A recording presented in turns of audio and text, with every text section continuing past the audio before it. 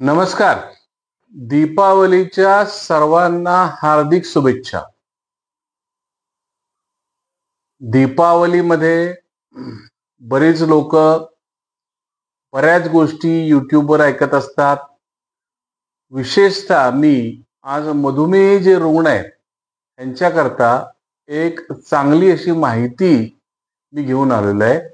आणि ती माहिती कशा संदर्भात आहे तर आपण पाहतो की बऱ्याच वेळा काय होतं तुमचे फास्टिंगचे पोस्ट पेंडलचे जे शुगरचे रिपोर्ट्स आहेत हे शुगरचे रिपोर्ट्स नॉर्मल असतात, पण HbA1c जास्त असते. आता हे HbA1c काय भानगड आहे बहुतेक सगळ्यांना ज्ञात असावं, पण तरी सुद्धा एक माहिती म्हणून तुम्हाला मी सांगतो. HbA1c म्हणजे ग्लायकोसिलेटेड हिमोग्लोबिन. हे ग्लायकोसिलेटेड हिमोग्लोबिन जर रक्तामधलं मोजलं तर शरीरामध्ये ॲव्हरेज शुगर किती राहतीये म्हणजे संपूर्ण 24 तासामध्ये साधारणपणे 3 महिन्याच्या पिरियडमध्ये व दिवसभरामध्ये ॲव्हरेज जर काढलं तर ॲव्हरेज शुगर किती राहती, ती शुगर म्हणजे HbA1c. आता ही HbA1c किती पाहिजे तुम्हाला तर 5.7 हे त्याचं सगळ्यात शेवटचं परिमाण आहे. 5.7च्या पुढे जर तुम्ही गेला तर तुम्हाला 7 पर्यंत प्री डायबिटिक म्हणून गणलं जातं. म्हणजे 5.7 ते 7 ह्या जी फिगर आहे मधली त्याच्यामध्ये तुम्ही प्री डायबिटिक म्हणजे डायबिटिक होण्याची तुम्हाला शक्यता आहे. ज्या ज्या लोकांमध्ये 7 पर्यंत आहे त्यांना. जर 5.7च्या आत असेल ज्यांची HbA1c त्यांना डायबिटीस 100% नाही, पण 5.7 ते 7 या दरम्यान जर असेल तर ही लोक मधुमेह होण्याचा ह्या लोकांना संभव आहे. आणि 7च्या पुढे कंटिन्युअसली तुमचं HbA1c राहते याचा earth you are a diabetic म्हणजे तुम्हाला मधुमेह क्लिअर कट झालेला आहे. आता 7च्या पुढे किती म्हणजे मधुमेह म्हणाल तर साधारणपणे 7च्या पुढे तुम्ही 7.5 पर्यंत कधी कधी जाऊ शकता. कारण काय समजा जर फेस्टिव्ह सीझन असेल आणि फेस्टिव्ह सीझन मध्ये तुम्ही जर का गोड जास्त खाल्लेलं असेल म्हणजे तुमचा मागचा 3 महिन्याचा काळ पण कुठला आहे हे सुद्धा अभ्यास करायला लागतं. मग जर फेस्टिव्ह सीझन मध्ये जास्त खाल्ला तर काही जणांची 7.5 सुद्धा HbA1c येण्याची शक्यता असते. मग ही रिव्हर्स करता येते का? रिव्हर्स करता येते. आता HbA1c नॉर्मल करता येते का? औषधाविना येते, करता येते. त्या संदर्भातच मी आज आपल्याला माहिती देणार आहे. औषधाविना तुमची HbA1c तुम्ही कशी उत्तम राखू शकाल, तुम्ही काय काय केलं म्हणजे तुमची HbA1c व्यवस्थित राहील, ही संपूर्ण माहिती मी तुम्हाला देणार आहे.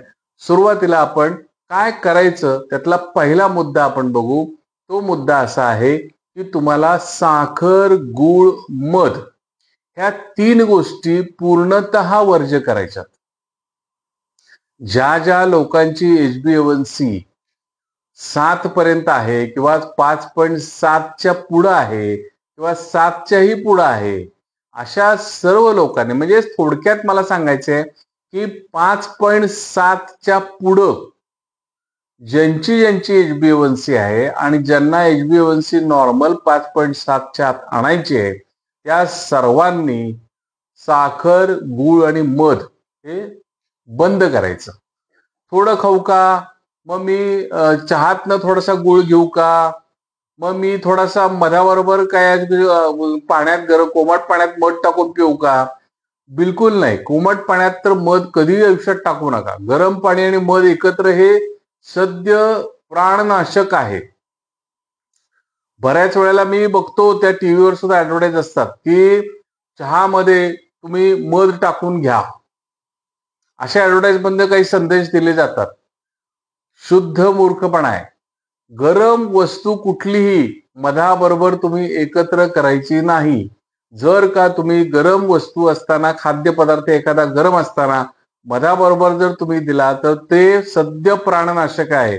म्हणजे त्वरित तुमच्या कफाच्या ग्रंथी होऊ शकतात. म्हणजे तुमच्या रक्तामध्ये काही गुठळ्या निर्माण होऊ शकतात. हे आयुर्वेदामध्ये सद्य प्राणनाशक हा योग आहे असं सांगितलेलं आहे. हा झाला पहिला उपाय. दुसरा उपाय काय तुम्हाला करायचा आहे, तर खाण्याचा जो तांदूळ हा जो पदार्थ आहे किंवा साबुदाणा हा जो पदार्थ आहे, हे दोन पदार्थ तुम्ही पूर्णतः वर्ज्य करायचे. तांदूळ, साबुदाणा. आणि तांदूळ याचा अर्थ असा की तांदळापासून बनवलेले सर्व पदार्थ. मग तांदळापासून बनवलेले पोहे असतील, तांदळापासून बनवलेले आणखी काही पदार्थ असतील, इडली असेल, उत्तापा असेल, हे पदार्थ तुम्ही खायचे नाहीयेत. त्यामुळं तांदळापासून बनलेले सगळे पदार्थ आणि साबुदाण्यापासून बनलेले सगळे पदार्थ तुम्ही बंद करायचे. त्याच्यानंतरचा एक मुद्दा येतो, तो म्हणजे काय पाळायचा, तो तुम्ही खाण्याशी संबंधितच आहे हा. फळांचे रस तुम्ही टोटली स्टॉप करा. अख्खं फळ खावं. म्हणजे ज्या फळाला साल आहे, आता केळ सालीसकट खाऊ शकणार नाही हे मान्य आहे, पण केळाचा रस करून खाऊ नका किंवा रसामध्ये मिक्स करून खाऊ नका. त्याच्याबरोबर तो मुसुंबाचा संत्र्याचा रस करून खाऊ नका. तुम्ही संत्र्याची फोड करून खावा किंवा सफरचंदाची फोड करा. सफरचंद खाताना सफरचंदावरची साल काढायचा काही प्रयत्न करू नका. सालीसकट सफरचंद खा. चिक्कू सालीसकट खावा. पेरू सालीसकट खावा.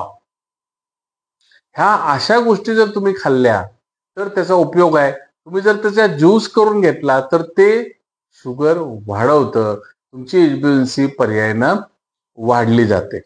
त्याचबरोबर जेवणामध्ये कमीत कमी पोळी, चपाती, चपाती भाकरी याचा उपयोग करा. म्हणजे काय, समजा तुम्ही 3 चपात्या खाताय असं गृहीत धरा, तर 1.5 चपाती खावा.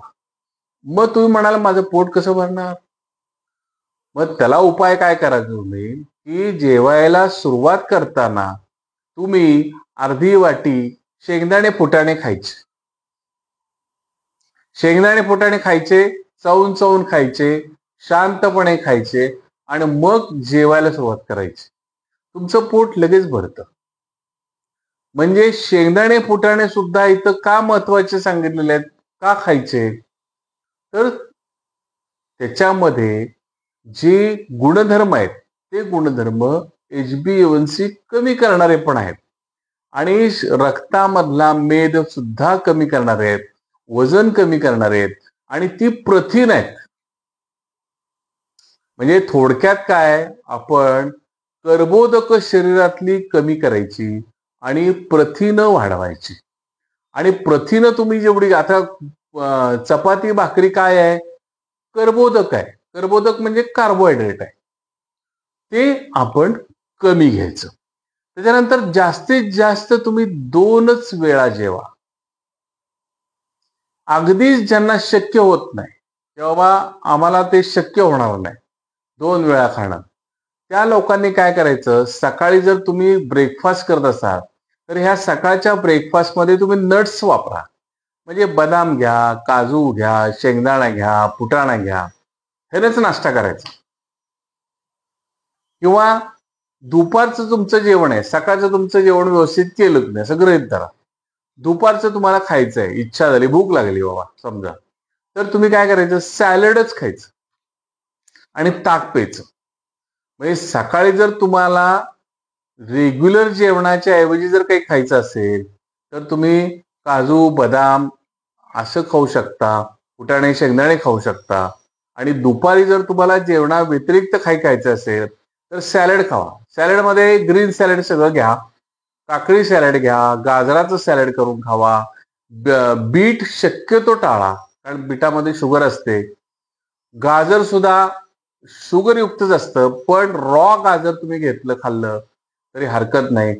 कांदा कमी खाऊ शकता. सॅलडमध्ये आणखी तुम्ही कोबीची पानं ही सुद्धा खाऊ शकता, जे ग्रीन सॅलड आपण म्हणतो, किंवा फरसबी वगैरे नुसतं असं हे करून खाल्लं, म्हणजे बॉईल व्हेज टाईप असं करतात बघा, नुसतं शिजवून ते घेतात, ते तुम्ही सुद्धा घेऊ शकता. म्हणजे फ्लॉवर वगैरे अमुक समुक सगळ्या गोष्टी ज्या आहेत ना भाजीमधल्या, ह्या नुसत्या शिजवायच्या आणि शिजवून त्याच्यावर थोडंसं मीठ, चवीपुरतं मीठ तिखट वगैरे असं टाकून ते जरी तुम्ही खाल्लं तरी उत्तम आहे. हे दुपारच्या वेळेला करू शकता. आणि संध्याकाळचं जेवण हे माणसाचं नेहमी कमीच पाहिजे.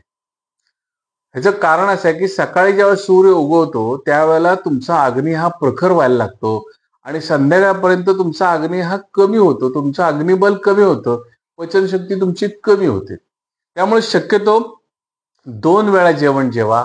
अगदी ज्यांना शक्य नाही ते मी आता सांगितल्याप्रमाणे 3 वेळा खाऊ शकतात. त्यानंतर जेवणाआधी तुम्हाला मगाशीच सांगितलं की तुम्ही फुटाणे आणि शेंगदाणे खावा, म्हणजे तुम्हाला चपाती भाकरी कमी खायला लागेल. त्याचबरोबर सगळ्यात महत्वाचा पॉइंट असा आहे की तुम्ही रोज 45 मिनिटं व्यायाम केला पाहिजे. 45 मिनिटं व्यायाम ह्याचा अर्थ असा आहे की सातत्यानं 45 मिनिटं, म्हणजे सकाळी 20-25 मिनिटं, संध्याकाळी 20-25 मिनिटं केला असं नको. ज्यांचं वय जास्त आहे, समजा बाबा 60च्या पुढची लोक आहेत, अशा लोकांनी तशा पद्धतीचं केला तरी चालेल. पण जी 60च्या आत आहेत, 30च्या पुढची आहेत, ह्या मधल्या टप्प्यातली लोक आहेत, तरी सतत सातत्यानं 45 मिनिटं व्यायाम. मग तुम्ही चालणं ठेवा, सायकलिंग करा, जिमला जा, योगासनं करा, काही करा, पण व्यायाम शरीराला व्हायला पाहिजे. किंवा गार्डनिंग करा. बागेमध्ये जाऊन तुम्ही जर का काही गोष्टी केल्या, स्वच्छता केली, रोपं लावली, झाडं झुडपं स्वच्छ केली, तरी सुद्धा तो एक प्रकारचा तुमचा व्यायामच आहे. त्याचबरोबर महत्वाची गोष्ट दुसरी अशी आहे की अर्ध्या तासाच्या वर एके ठिकाणी बसू नका. तुम्हाला बैठा व्यवसाय किंवा जे IT इंडस्ट्रीमध्ये लोक काम करतात, तर अशी लोक 2-2, 3-3 तास बसून असतात. अशा लोकांना HbA1c कमी लवकर होणार नाही. याचं कारण आहे की तुमची बॉडी ही मुवमेंटमसाठी बनलेली आहे, मुवमेंटसाठी बनलेली आहे. एके ठिकाणी बसण्यासाठी तुमची बॉडी बनलेली नाही. आणि जर तुम्ही मुवमेंटमध्ये राहाल, मुळातच कसं आहे, आपण साधारणपणे 8 तास घरातच घालवतो निवांतपणा करण्यात. मिनिमम, मॅक्झिमम लोक 10-12 तास घालवतात निवांतपणा राहण्यात, निवांत राहण्यात. तुम्ही घरामध्ये सुद्धा मुवमेंटमध्ये राहिला तर तो भाग एक चांगला भाग धरला जाईल. पण झोपेतच आपले 7-8 तास जातात. म्हणजे 24 तासामधले 7-8 तास जर झोपेत म्हणजे विश्रांतीमध्ये गेले, तर उरलेला जो वेळ आहे तो तुम्हाला मुवमेंटसाठी, आणि ती मुवमेंट तुम्ही चालू ठेवायची. आणि त्याचबरोबर शेवटचा एक मुद्दा मी तुम्हाला सांगणार आहे, तो म्हणजे व्यसन करू नका. कुठलंही व्यसन असू दे, जे तुम्हाला असेल त्याच्यापासून तुम्ही थोडंसं लांब राहा. विशेषतः ज्यांना दारू पिण्याचं व्यसन असेल, अशा लोकांनी ह्याच्यापासून अतिशय सावध राहिलं पाहिजे. कारण दारूचे दुष्परिणाम शरीरावर होतात. तुम्हाला कार्डिओव्हॅस्क्युलर काही चेंजेस येऊ शकतात. त्यामुळं त्याचं मर्यादा तुम्ही बाळगली पाहिजे. त्याचे जर काय एखाद्याला अगदी व्यसन आहारी जाऊन उपयोग होता कामा नये. कधीतरी गंमत वगैरे म्हणून तुम्ही ठीक आहे त्या गोष्टी करत असाल, पण तुम्ही रेग्युलर जर त्याच्या आहारी गेला तर ते तुम्हाला अतिशय घातक ठरेल. जर का ही खबरदारी जर तुम्ही घेतली आणि त्या पद्धतीनं राहिला, तर निसंशय तुमची HbA1c लेवल ह्या कमी आल्याशिवाय राहणार नाहीत. धन्यवाद. पुन्हा एकदा तुम्हाला सर्वांना दिवाळीच्या हार्दिक शुभेच्छा. शाकल्य कट्टा हा जर चॅनल तुम्ही सबस्क्राईब केला नसेल तर जरूर सबस्क्राईब करा. ही जर माहिती माझी तुम्हाला आवडत असेल तर तुम्ही अनेकांना ही माहिती शेअर करा. धन्यवाद.